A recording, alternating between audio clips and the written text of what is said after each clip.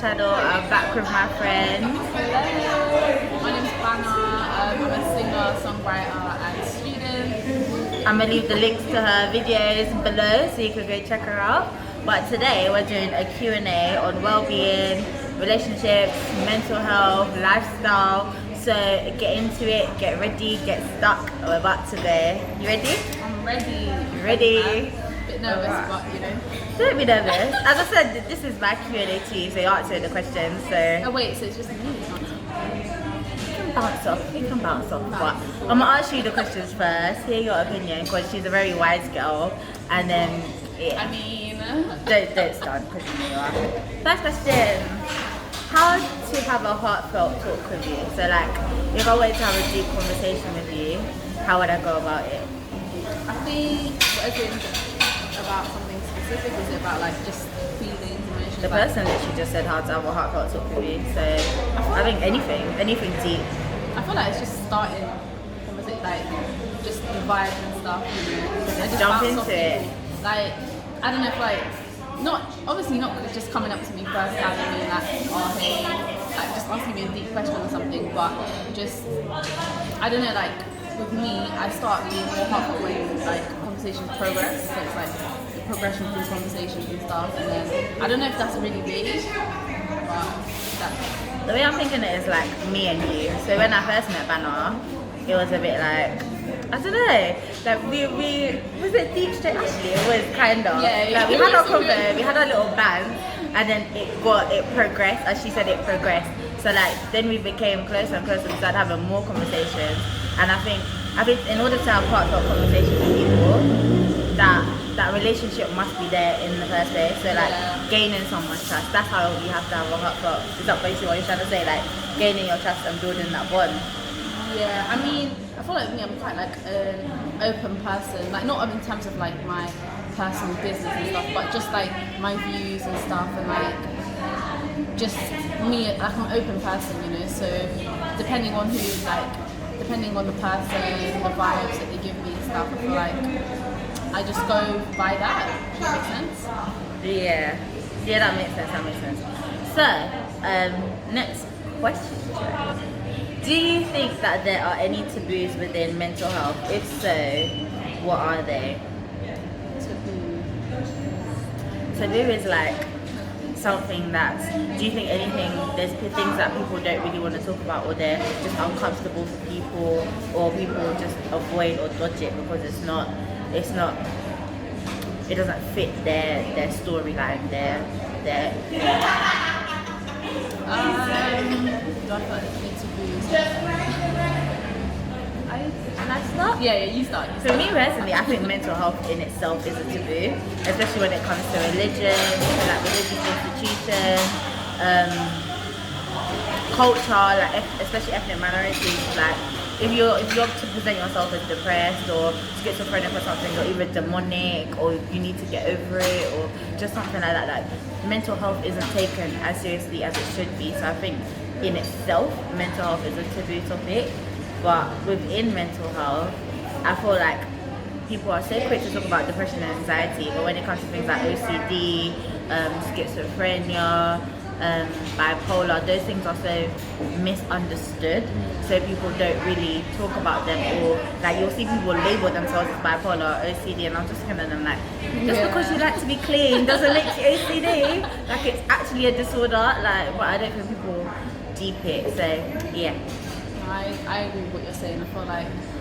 I just feel like just with any kind of topic, people can make, you know, jokes about it, or like ignorant comments, you know. So I just feel like mental health is something that I feel like once you educate yourself on it, then you understand it.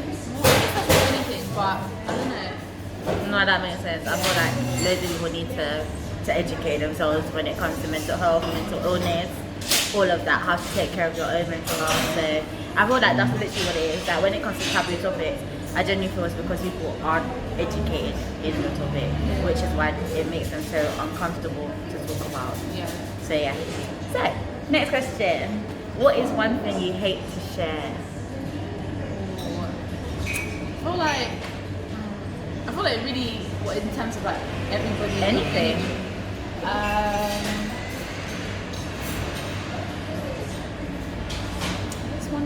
really hate to share anything, to be honest. I hate to share food. I hate sharing food with Oh, anyone. like yeah, something everything. That's physical. something like it could be physical. It could be anything. I hate to share Oh, like food. okay, cool. I don't like sharing like my makeup personally.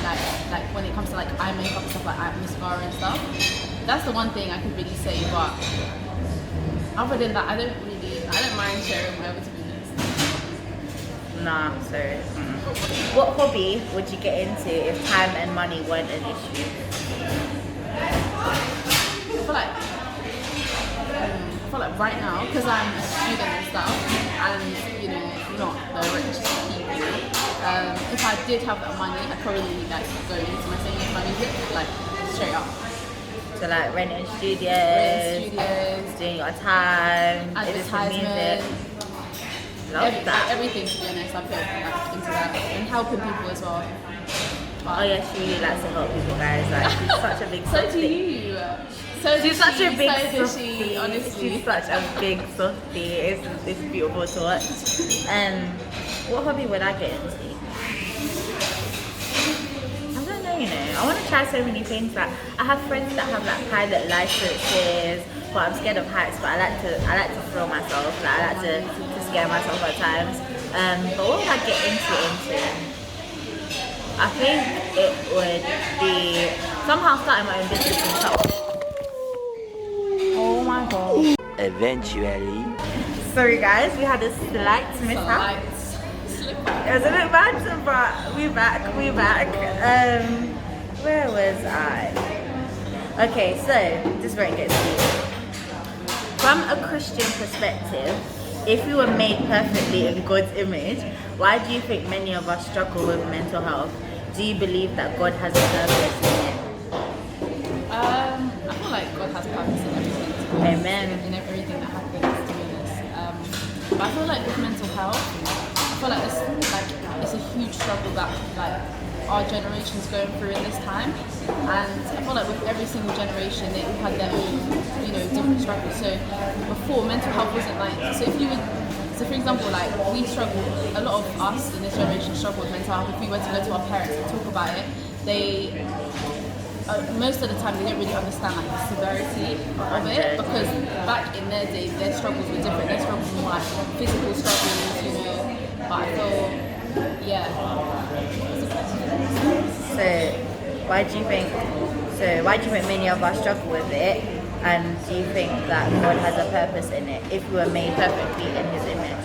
I feel like in this society, everything, we have more like rules and rules, and there's more like freedom of speech, etc.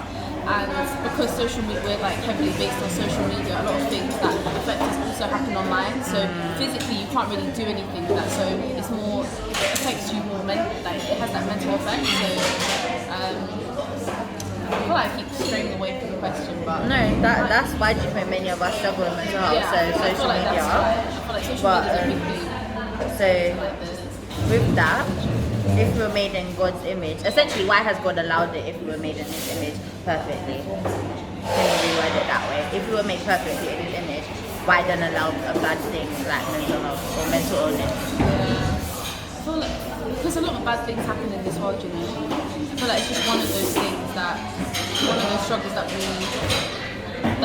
have in this life, you know, that we just have to overcome. Like, it's just one of those things that. So essentially, a product of sin. Yeah. I think for me, people need to understand that God doesn't do bad things. He might allow it, but He doesn't do it. But the only reason it's allowed is one, because we have free will. As you said, we have free will. If God wasn't to give us free will, we'd be forced to serve Him, and that is not what He wanted. He didn't want the devil to have an opportunity to say they only love you because we made, like, you forced them to. Like what He done with Job. Like He allows it as, I think things are allowed as tests. Things are allowed essentially just because of sin. That's what happens. God doesn't want His people to hurt. It just happens. And even though we are made perfectly in His image, again, sin tainted that image, which is why you get people with physical deformities as well as mental illnesses. Why you get people that think you're ugly even though you're made in the image.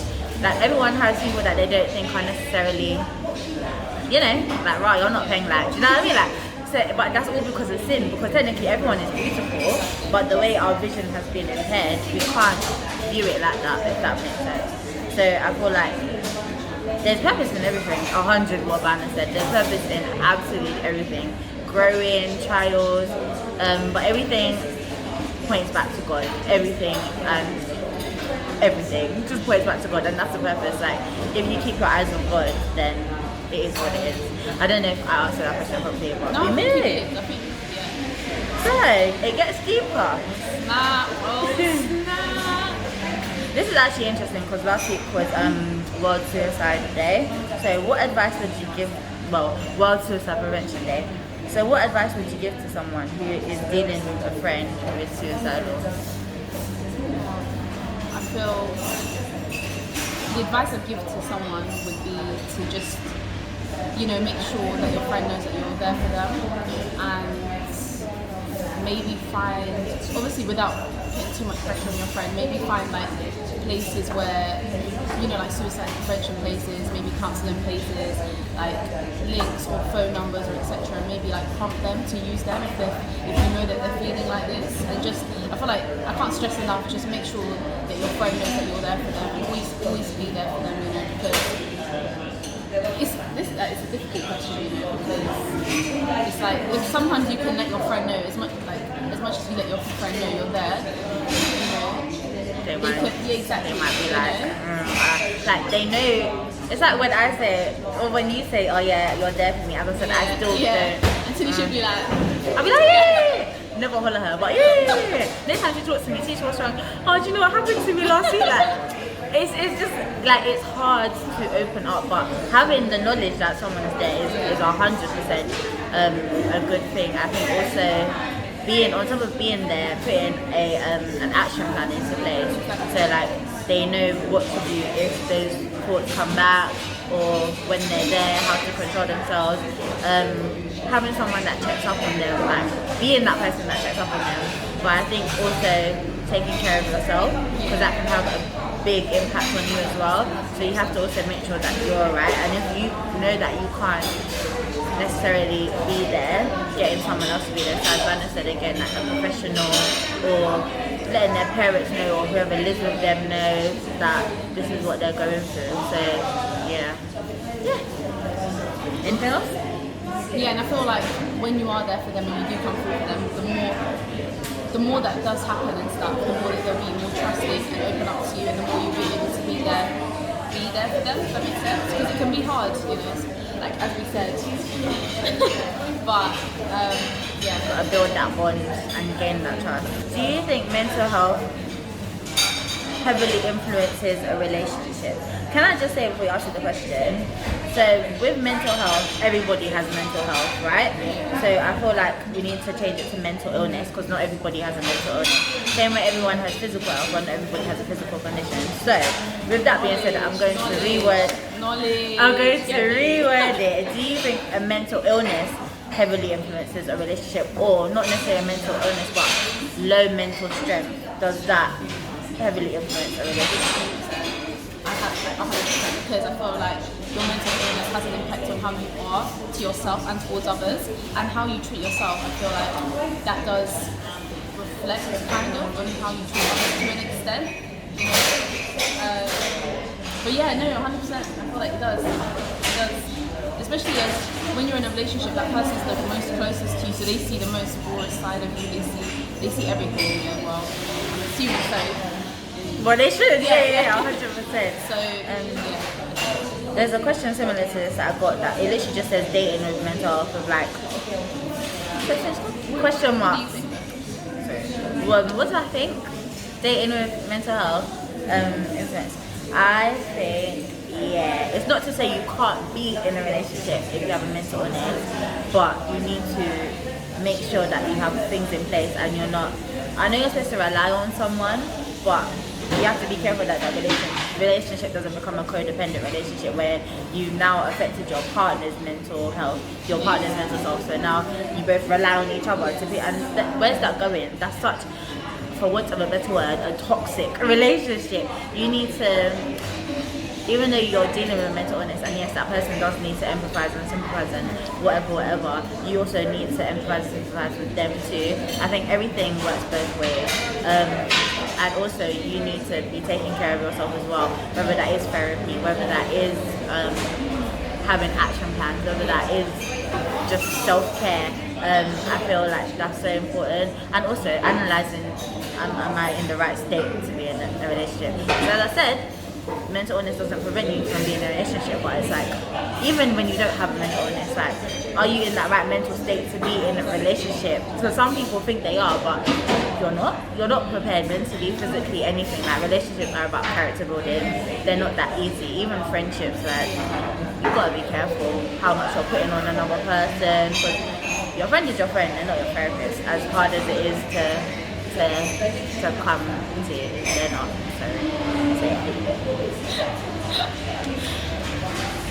Spit facts out here. Anything else? Yeah, I feel like the point you said about, like, it's not even just even having a mental illness, just in general, like, I feel like you just need to be, so with having a mental illness and, like, you know, being in a relationship, as we said, that you're kind of inflicting that on someone else. I feel like that's the point. No, I get what you're trying to say, basically, that you're not, what's the word? You're the other person that does rub up, especially when you spend so much time together, like, your feelings will eventually rub up with, like, your vibe. Let's go, for want of a better word again, your vibe. Like, people detect vibes, they pick up your vibes.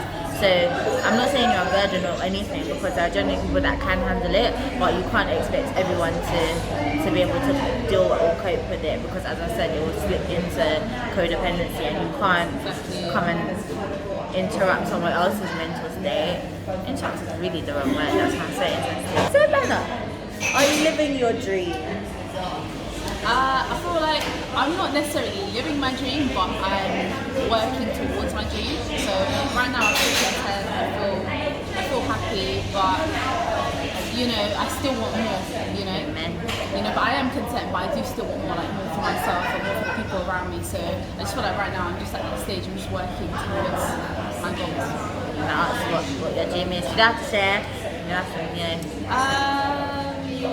My dreams are to be able to, like, provide for myself. So I don't want, like, money to ever be an issue in my life or for the people around me. So that's, like, kind of my dream. And obviously, just building around, so that dream and everything around it, you know. So I don't know. No, it does. But, like, It does. yeah. Being able to provide, basically being independent. Yeah, that's my main goal. So I'm just doing the things I need to get there, you know, and obviously combining my passions with that dream, and, you know, just working with that and trusting God, number one. Amen. How do you, as a friend, evaluate someone's mental health? I feel like I evaluate their mental health by how they treat themselves and how they treat me and others. That's how I. So if, like, my friend is, like, not really kind to themselves, you know, they put themselves down a lot, you know, I don't know, just think, like, they say they want to do things for themselves, and, you know, they don't end up, like, following through with certain things and stuff that they want for themselves, then I feel like things like that, I just look up for things like that, and I'm like, I try and do what I can in that sense, like, try and uplift them and stuff, but if that doesn't really do anything, or if I don't really see them for themselves, then I feel like that's how I kind of make it. I feel like that's, I mean, that is one way out of many, but yeah. Or, like, depending on what they're going through. Sometimes I won't know every single thing my friends are going through, you know, like, yeah, because a lot of people, we don't share every single thing, you know, but I just try and do as much as I can. That's good. I think the key thing you said is looking at the way they treat themselves, the way they're carrying themselves. But when it comes to mental illness, especially, people tend to go down on their personal hygiene. So looking at a person's hygiene, like the way that, what you said, the way they're carrying themselves physically as well, their upkeep, looking at their upkeep, how they're keeping themselves, again, the way they're talking to themselves, the way they're treating themselves, but also the way they're treating other people. Are they isolating? Is the anger, like, because another thing is anger and lashing out and just like sudden outbursts and stuff, or are they unusually calm or things like that, like looking for things that are not usual for them, or that like just mood changes and stuff. I think, yeah, like if someone goes silent on me, if I notice it, then I will message them and be like, are you alright, like everything well? If I haven't spoken to them in a couple of days or something, I'll pray for them, I'll do whatever. But I feel like it's also hard as well, because there are some people as well that they'll be happy in front of everyone, they'll be like everything's okay, and then obviously behind closed doors it's a different story. So I feel like that's why mental health is like, it's a hard thing, you know, it's quite, sometimes it can be hard to detect, you know, but I feel like you can really do so much. Next question, how do you start a conversation about mental health? Okay. How do I start a conversation? Do you want to go first on that one? I think just asking a person, are you well? What's going on?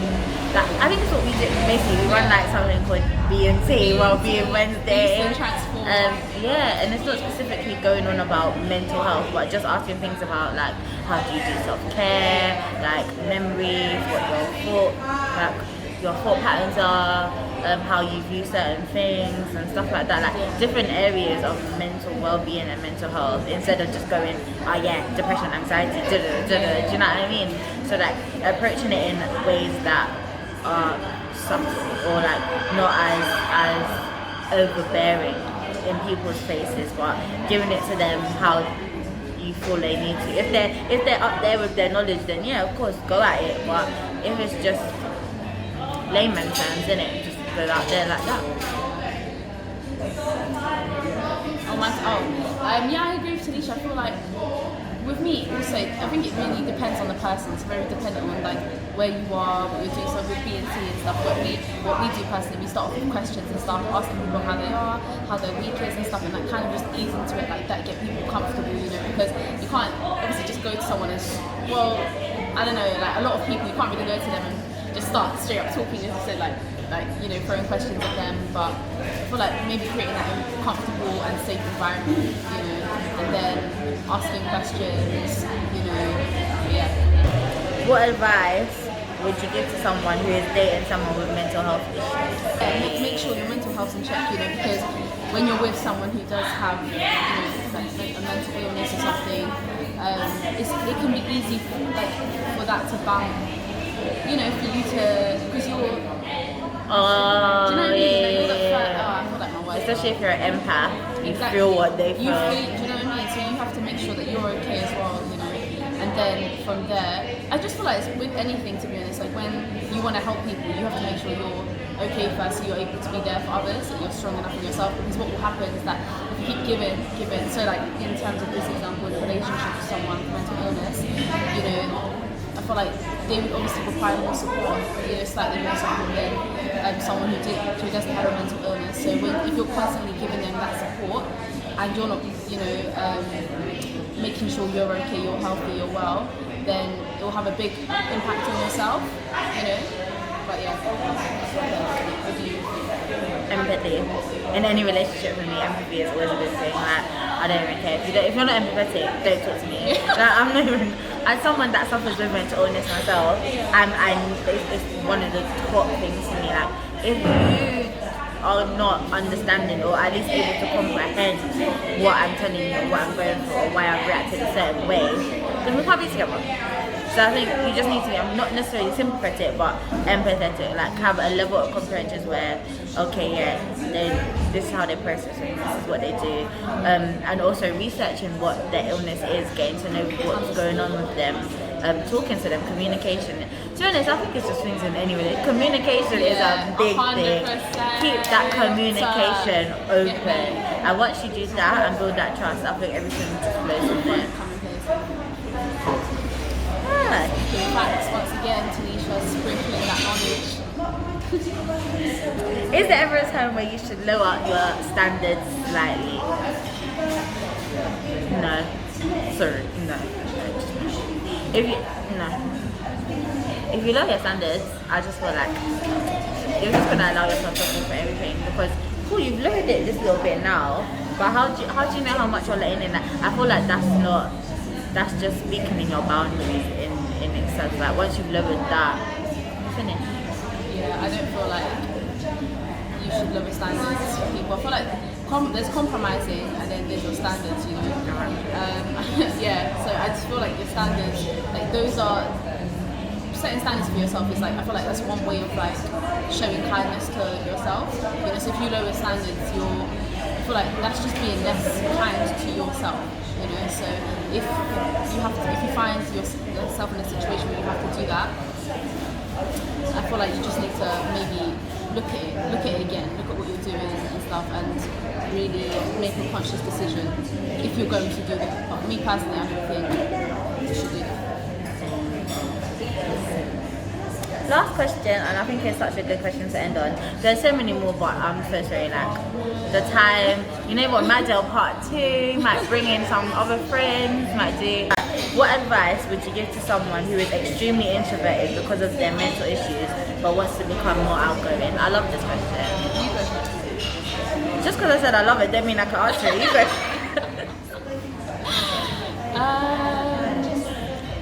Someone that's introverted. Take steps, you know, don't just, because I feel like when we really want something for ourselves, it can be easy for us to just throw ourselves into something, you know, but I feel like be kind to yourself, take steps and stuff, and like, as you take steps each and every day, you will make progress, because that in itself is progression. You know, and, you know, vocalize that something you want to do and stuff. When you start speaking things out, then, I feel, what's that word? Like, you speak it into existence, you know? I feel like I don't know what I was trying to say. That is what it is, speaking into existence. Yeah, like speaking it into existence with people around you and just communicating that so others understand that about you as well. And I feel like over time, like you will get there, you will definitely get there. If that's what you want for yourself, like, so it's sort of fly. 100%. I think setting boundaries, obviously, because you are extremely introverted, as Bana said, take it a bit by bit. Like, you have this boundary, okay, I'm gonna go out from 12 and I'm only gonna stay with them till like 2. When my battery dies, this is what I do. When my battery dies, I'm going home. Fine. Don't let anyone push you beyond your limit. Obviously, sometimes it's good to push yourself beyond your limit, but if you genuinely feel like it's too much for you, it's out. Finding things like groups, like societies. If you're in uni, finding a society. If you're just out and about, there's clubs and stuff to do. Asking friends, even like meeting friends, because there's actually apps where you can just meet friends. Forget relationships. There's actually just friendship apps, like starting online, meeting new people. Yeah, just putting yourself out there, building a platform, something like that. And being safe. Yeah. Especially if you're online, like you don't know who you're dealing with. Sometimes. Meet in public places, guys. Yeah. Meet in public places, because it's a bit techie, but 100. But yeah, that wasn't the last question, but that's the last question we're gonna answer, because it's like 23 minutes, and this is part 2. So yeah, thank you first of all. For having me. You know, this is. Who else was it gonna be? Who else was it really gonna be? Anywho, thank you guys for watching my video. Remember, as you lot love to say, you may as well say it. Remember like, subscribe, comment, tell us what you think. Yeah. I'm a proper YouTuber now. Oh gosh. But yeah, thank you for watching. I hope we were able to answer some questions again. Bye.